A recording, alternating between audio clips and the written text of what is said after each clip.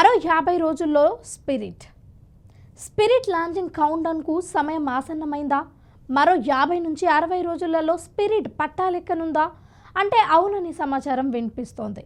ప్రస్తుతం ప్రభాస్ రాజాసాబ్ ఫౌజీ షూటింగ్లలో బిజీగా ఉన్న సంగతి తెలిసిందే.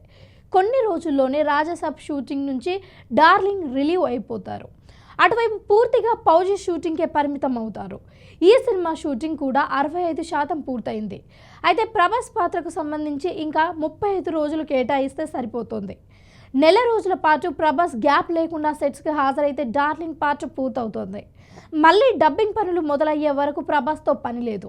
ఈ నేపథ్యంలో స్పిరిట్ చిత్రానికి ప్రభాస్ డేట్లు కేటాయించనున్నారు. ప్రభాస్ కో నుంచి ప్రభాస్ ఫౌజీ పూర్తయిన 10 నుంచి 20 రోజుల్లోనే స్పిరిట్ సెట్స్కు హాజరవుతారని తెలిసిందే.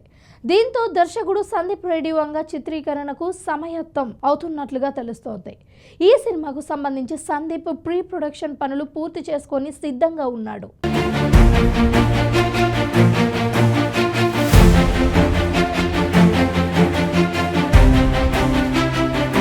ప్రభాస్ రావడమే ఆలస్యం, సెట్స్కు వెళ్లాలని ఎంతో ఎగ్జైటింగ్గా ఎదురు చూస్తున్నారు. తాజా అప్డేట్స్ నేపథ్యంలో అందుకు సమయం ఆసన్నమైనట్లే కనిపిస్తోంది. స్పిరిట్ కంటెంట్ ఎలా ఉంటుంది అన్నది ఇప్పటికే అంచనా వదిలాడు సందీప్. రెగ్యులర్ డ్రగ్స్లా కాకుండా డబుల్ కిక్ ఇచ్చే బ్రాండ్లా అండ్ వెరీ పవర్ఫుల్ అంటూ హింట్ ఇచ్చాడు. అయితే ఆ స్పిరిట్ ఫార్ములా మాత్రం చెప్పలేదు. సెట్స్కి వెళ్ళిన అనంతరం ఆ ఫార్ములా కూడా బయటపడుతోంది. ఇందులో ప్రభాస్ కాఫ్ రోల్ కనిపించనున్నట్లుగా లీక్ అయిందని తెలిసింది. పోలీస్ పాత్రలో ప్రభాస్ రౌద్రం ఎలా ఉంటుంది అన్నది ఇందులో పీక్స్లో హైలైట్ అవుతోంది. ఇంతవరకు డార్లింగ్ పోలీస్ పాత్రలో నటించలేదు.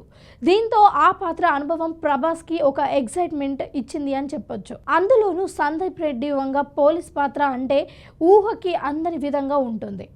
సాధారణంగా సందీప్ రెడ్డి వంగ సినిమాలలో హీరో పాత్రలు సిస్టమ్ని బ్రేక్ చేసేలా పవర్ఫుల్గా డిజైన్ చేస్తాడు. అలాంటిది సిస్టమే తన హీరోకి అప్పగించినట్లయితే ఆ పాత్ర ఎలా ఉంటుంది అన్నది ఊహకి కూడా అందడం కష్టమే. మరి ఆ పాత్రకు సందీప్ ఎలాంటి ఫార్ములా వాడతాడు అన్నది చూడాలి.